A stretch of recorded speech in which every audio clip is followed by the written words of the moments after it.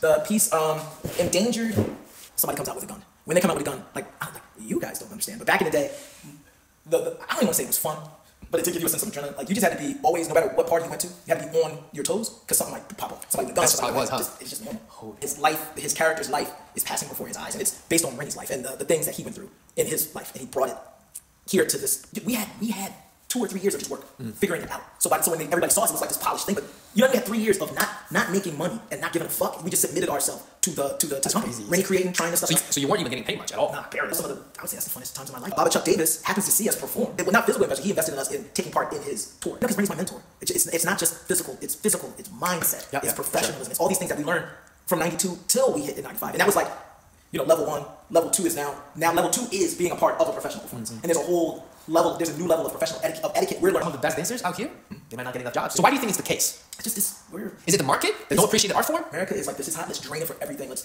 no money in it, leave that alone. Whereas other countries appreciate it. Listen, I know most people give you go all in, you put all in, don't have a plan B. You bet. This is coming from like professional. Go hard in the paint. I'm not saying like, plan B. Go hard in the paint. But you have to have a plan B because you're going to age out or style out. Guaranteed. You're going to age out or style out. So it's like having this thing happen so you could graciously transition.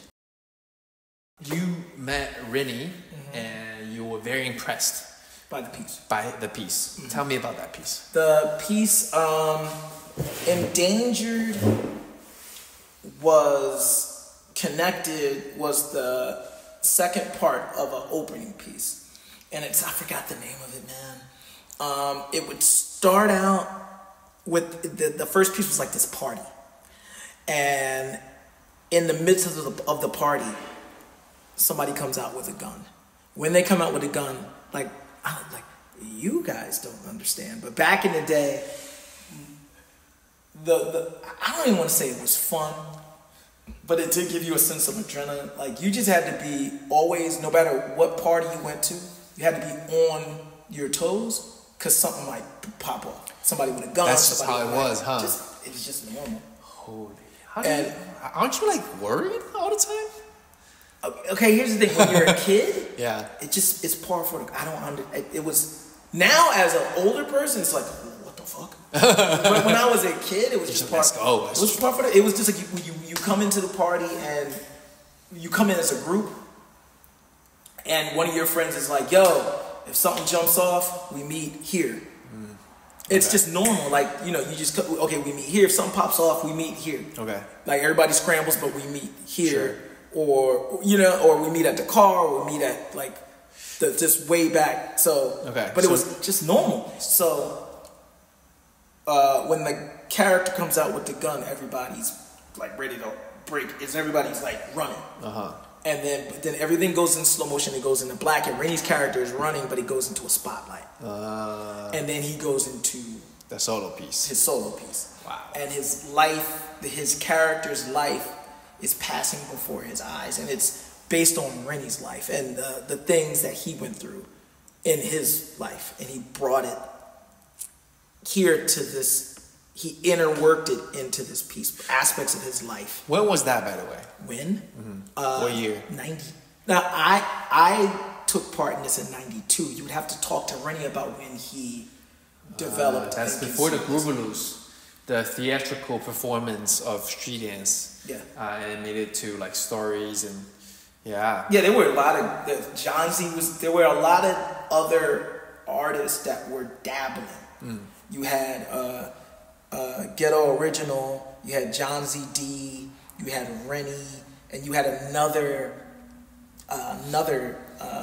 artist, and I forgot. Then you had Doug Elkins was doing stuff, but I don't know if his was more dance based and not concert dance based. But there were a lot of we had a lot of peers at the time. So for you, that was such an inspiration, and you joined the company, and you did it for like what, 10 plus years? I was active until 06. In 06, I was like part-time. I became a part-timer. But full-time for like 10 plus years, or? Yeah, from 92 to 06. 06, wow, 14 years. So were you like taken care of pretty much financially by the company, or you had to have a side hustle? You better have a side job, because it's you always have to have a side hustle. Because you know, getting into a dance company does not guarantee shit because it's how popular is your dance company? That's true. How popular is the dance? How lucrative is it's an investment by everybody.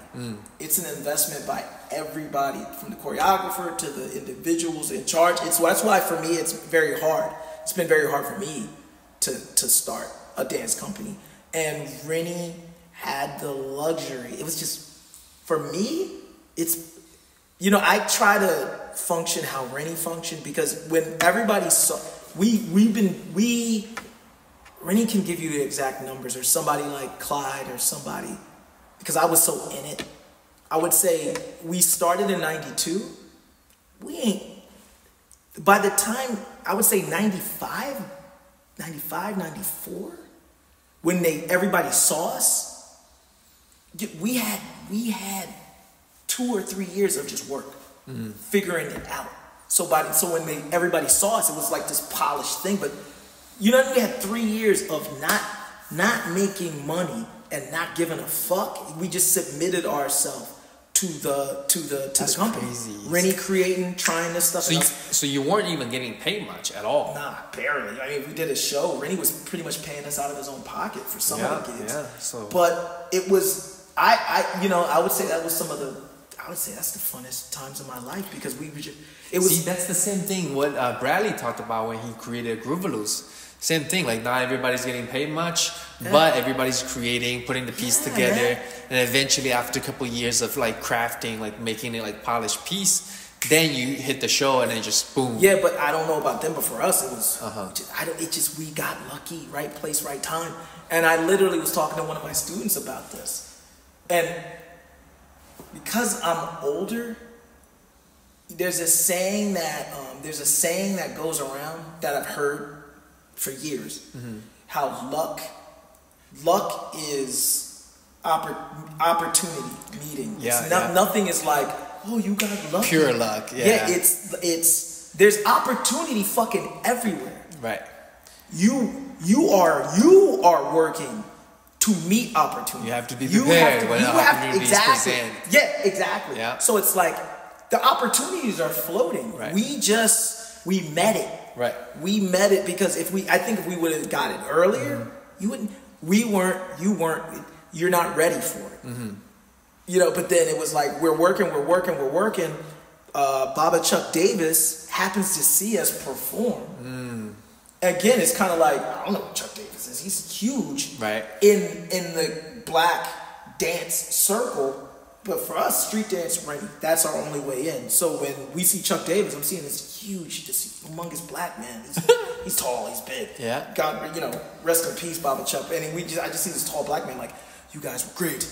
And he's like reaching his hand. I'm like, this dude. So was he like one of the investors or? Oh no, he was the guy that not physical investor. He invested in us in taking part in his tour. Okay. He did a thing called Dance Africa, where he took all the prominent from each city. He would take all the black dance companies and have them perform. And he would bring dance companies from the African diaspora and then tour the country. And then whatever city he went to, he would showcase all the local. I see. And then if there was another dance company that he could bring onto the tour, then they would be a part of the tour that went on. So you had to get yourself involved with multiple projects at the same time. You got Rennie Harris, you got this tour. No, this thing is through Rennie Harris. Oh, through Rennie Harris. Yeah, like Baba Chuck Davis gave the opportunity to Pure Movement. I see. Yeah, and then we became a part of it. But again, we had to be ready for that. Right.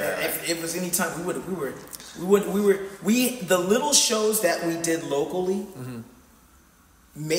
honed us to be more professional. Rennie got to just train us from the ground up. He taught us, it was a lot of, and I do it with my students, because Rennie's my mentor. It's not just physical, it's mindset, it's professionalism, it's all these things that we learn from 92 till we hit in 95. And that was like, level 1, level 2 is now level 2 is being a part of a professional performance. And there's a whole there's a new level of professional etiquette we're learning being a part of Dance Africa. Yeah. And then from there, you know, we went from local to now we're doing stuff nationally. My first time I ever jumped on a plane was doing Dance Africa. I'd never been on a plane. I was like 24. You know what I mean? And then from that, now our opportunity. So now it was like I had a normal job, but then once Dance Africa and that stuff, and then it was just kind of like, damn, I think I'm gonna have to get a. What do you mean by normal job? I was working at like a skateboard shop. I worked at a vintage clothing shop. I was freelance. I was doing freelance logos and stuff. So you always had to have like a side hustle as like your regular bread and butter. Like you have to have something to do as a sustainable income stream. You better listen, because I know most people give you, you know, go all in. You got to put it all in. Don't have a plan B. You better. This is coming from a professional. Go hard in the paint. I'm not saying like plan B. Go hard in the paint, but you have to have a plan B because you're going to age out or style out. Guaranteed. Oh. You're going to age out or style out. So it's like having this thing happen so you could graciously transition into the plan it worked. B. Yeah, and the plan B is more than likely going to be tied into your passion, which is dance. Right. You know? Okay, let's jump around a little bit too, because I mean we don't really have a format. We don't have to follow the specific topics to pop. You talking about how you were growing up, you had multiple projects, that's how you were able to make it, you had a side hustle. This is a very different phenomenon because I've lived here. I'm never like a professional dancer, like literally teaching classes or doing shows or whatever to make a living. But I happen to be doing these things for a long time now as well. Now I have the studio. Congrats. Thank you. And but at the same time, I lived in China. I've worked with different artists and dancers and bring them in for like big TV shows, like you mentioned, very similar format, but then, you know, obviously the Chinese version. And then I've been to all different cities in China, and I've witnessed how the business work there. Yeah. It's very different. Yeah. You see how it's like people don't appreciate how great of life that they have as a dancer in China. Because this is something that I find out, all right? I talk to so many dancers out here, even the best of the best in New York, LA, anywhere in the state. It's so hard for them to just like do it as full time. Yep. Some people do, like some of the dancers out here in LA as a choreographer, they can do it. You know, they get jobs either from like a choreo job, being on tour, commercial, all that, and then they were able to pay for their. But even that, it's not like huge amount of money. It's good money, way better than a lot of other dancers, so to speak. But there's very few of them that actually do it, right? In China, believe it or not, it's not that hard. In Japan too. Japan, I don't know what it is nowadays. Used to be that case. Maybe it's a little different now because, you know, knowing some of the Japanese dancers now. So in China, any dancer in any of the major cities, maybe not like the smaller cities, but major cities, they can teach. Yeah. My God, like 13, 17 classes a week. More, 20 plus, no problem. Yeah. So they get like 80 to 100 classes and they get paid well. Yeah. Well, not like a lot, but good enough that if you add up all those hours, multiply by the class fees per you know, and then the cost of living obviously is not crazy in compared to this inflation in America, which is nuts. Yeah. So they have this job as if that's like dream job for a lot of people because they only spend number of hours teaching classes every day. Even though 80 hours sounds like a lot on a monthly basis, but at the end of the day, 80 hours is nothing for a regular worker for like 9 to 5, right? So, and then the amount of money they make sometimes, actually a lot of times, is more than the regular office working job, right? That's very different, you see. Oh yeah, Then the dancers, because when I talk about it, people be like, "What? You can do that?" Bro, I mean, still in Japan. Right. I talked to some, and like you said, I know that at least 10 years ago, when I spoke to many of the dancers that would leave New York, and go back to Japan. There you go. They would go. This is a year. I'm seeing them a year later. Yeah. I'm going. What do you? I teach like 17 classes a week. Me and my wife and it's my like kids. Nothing. It's like easy. It's like it's their 9 to 5, right. And they're able. They teach enough classes with no stress.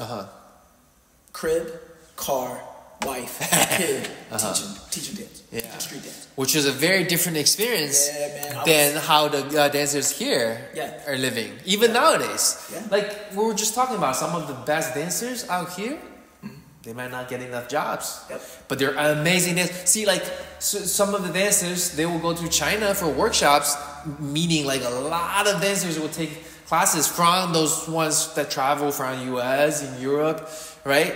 But in their home country, well, it's because America has a very strained relationship with culture. Hey, let's talk about that. It's money and black culture. Okay. You know what I mean? So why do you think it's the case? It's just this. Is it the market that don't appreciate the art form? It's just it's. I don't want to say it's the American way, but from my experience, America is like, this is hot. Let's drain it for everything. There's no money in it. Leave that alone. Whereas other countries, other countries appreciate it. But then with other countries, there's a sense of capitalism going on. That's true because it's like, a lot of the African American, a lot of the Black American street dancers come over, share with their students over there. Then it becomes, somebody with dough is like, yo, a lot of these kids are interested in this street dance shit. So then the money, it becomes a market. Yeah. Here, it's not really it's like, how can I, it's not pulling, it's not generating that, it's not on their, financially not on their radar.